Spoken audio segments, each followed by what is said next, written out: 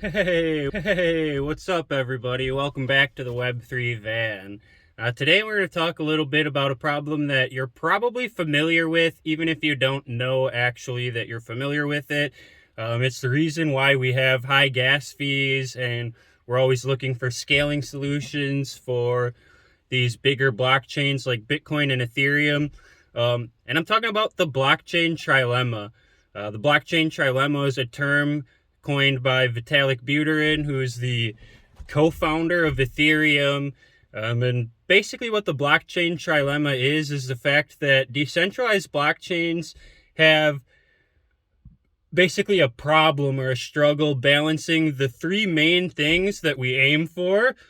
And those three things are decentralization, number one. So obviously for a decentralized blockchain, we want the network to be distributed, and we don't want one actor to be able to control the network or take the network down. So we want decentralization, right? That makes sense. That's basically what the space is built around. So number two, we want security. Not necessarily just the security that we get with cryptography in these blockchains. We want security that the network won't be compromised, that somebody won't tamper with the data on the network, and that the network won't get taken over in terms of a 51% attack. So we want security and resistance to 51% attacks where one actor controls basically more than 50% of the power to make any changes or make anything happen on the network.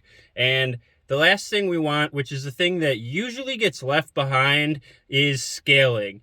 We want scaling, obviously, because that's how we grow and hit mass markets. And we want our blockchains to be able to do millions of transactions, probably 10,000, tens of thousands, hundreds of thousands plus per second, and we want them to be able to do them very cheap, so fractions of a penny or less. We obviously don't have that right now with how high gas prices are, but that's what we're aspiring to go to. And in the rest of this video, I'm going to talk a little bit about the challenges that developers face and why we need to include all three of these points on the blockchain triangle. And then we're going to talk a little bit about some of the solutions that are being worked on right now to help solve the blockchain trilemma. And yeah, I think the blockchain trilemma is a problem that we'll solve this decade for sure, if not even this year, with some of the scaling solutions that are coming out on top of Ethereum. So yeah, let's dive into those. First up, we have decentralization, which is one of the pillars of blockchain, and it's sort of the whole point of this space, right? So with decentralization, we usually have to take a hit on scalability and speed. And this is because it becomes slower and slower to verify transactions, both as the number of nodes increases, because then we need more and more nodes to confirm each transaction for us to reach consensus, and also as the data size of the entire blockchain grows, because then it takes longer and longer for each of those nodes to verify every transaction, having to run through the entire list of previous transactions. Like right now, the Ethereum blockchain is almost 1,200 gigabytes of data. Next up is security, specifically security of the blockchain network to 51% attacks. What a 51% attack is when one actor, usually a malicious actor, is able to take control of the entire network by having more than 51% of the block producing power, essentially. Either 51% of the mining power for a proof of work or a proof of space-time system, or 51% of the staking power in a proof of stake system.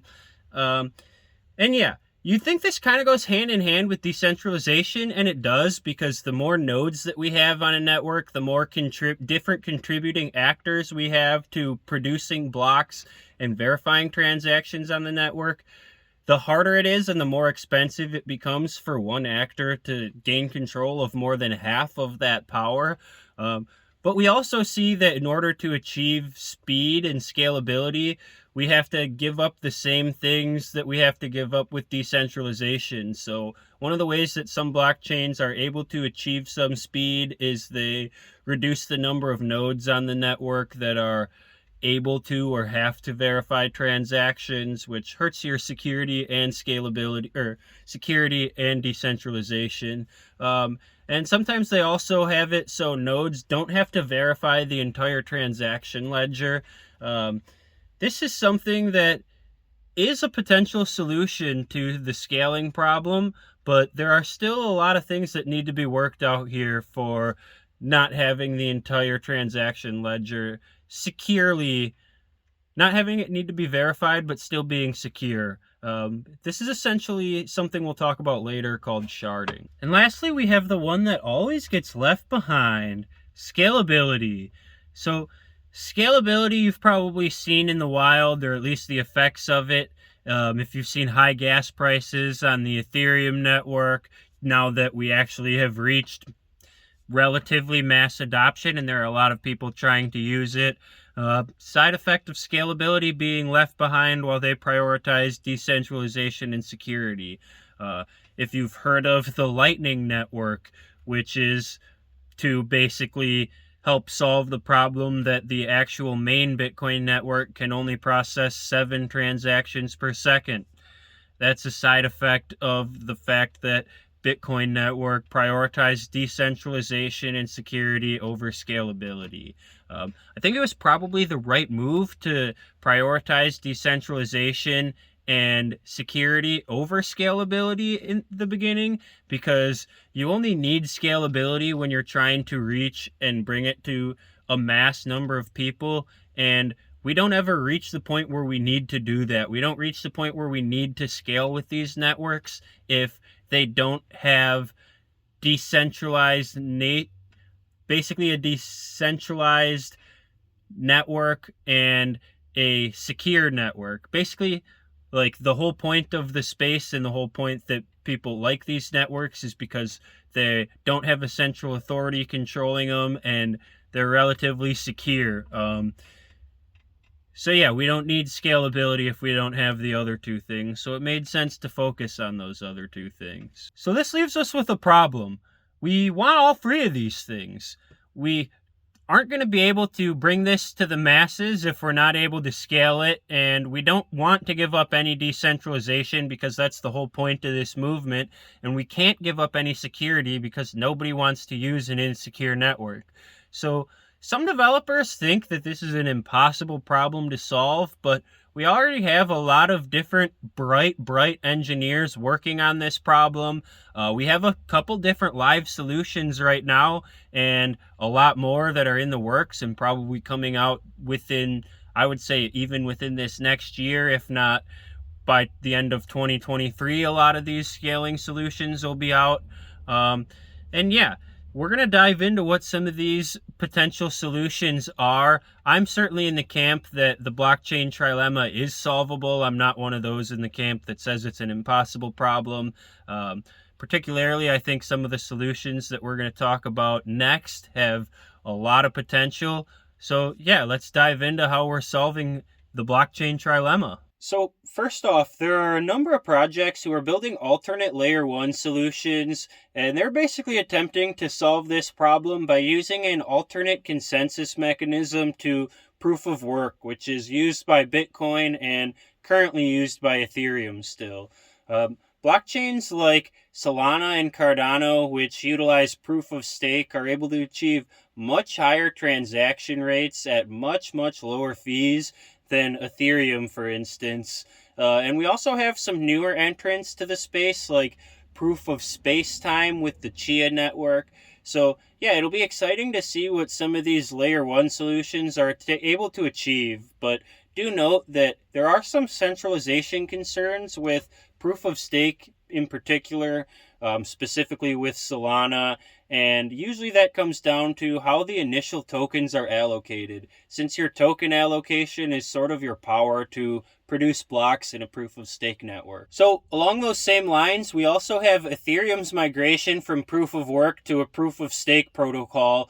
This is something that's been rumored for a long time. It's been constantly pushed back, but it looks like we're finally going to see it sometime this year. It's looking like in the middle of the year, this summer probably. And it's expected that this is going to drastically improve the transaction throughput for Ethereum, so hopefully it doesn't get so congested. And hopefully it'll also help reduce the transaction fees a little bit too. Another thing coming for Ethereum is sharding, which is a technique borrowed from traditional databases. Sharding, I actually think, is something that's going to reduce the transaction fees and increase the transaction limit of Ethereum, maybe even more so than the change to proof of stake. Basically what sharding is splitting the chain into multiple different shard chains, and each of these shard chains will sort of maintain their state on their own and then reconcile back to the main beacon chain is what it's being called. And this will allow different nodes to not have to process the entire history of the blockchain, which should make it a lot faster for them to be able to process transactions, since we'll be able to run nodes and process transactions with only a fraction of the data as the entire main, basically what will be the beacon chain of Ethereum. So another thing I like are layer 2 sidechains. Layer 2 solutions are solutions that are built on top of an existing blockchain and try to improve the functionality of that existing blockchain. Things like Lightning, for instance, on the Bitcoin chain, which tried to improve the transaction speed of Bitcoin transactions. And specifically layer 2 sidechains are basically separate blockchains that will run off to the side, sort of like a branch of, well, I guess not a branch, parallel to the main blockchain.